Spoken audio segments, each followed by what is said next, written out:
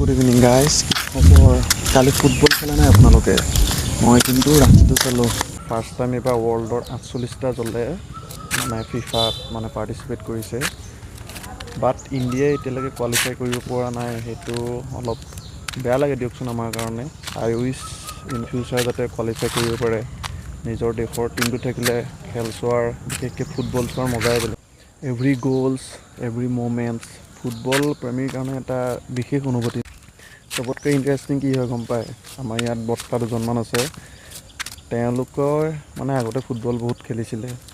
মানে তাত খেলত আপোনাৰ কিক লওঁতেই মানে টিভিত তেওঁলোকৰ ইয়াতে ভৰি ভাঙি খাই যায়।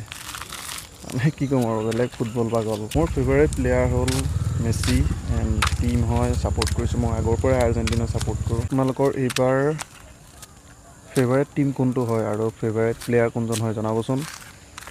লগতে এইবাৰ 2026 ৱৰ্ল্ড কাপৰ প্ৰথম গ'ল স্ক'ৰ কৰা প্লেয়াৰজন কোন, কমেণ্টত জনাবচোন।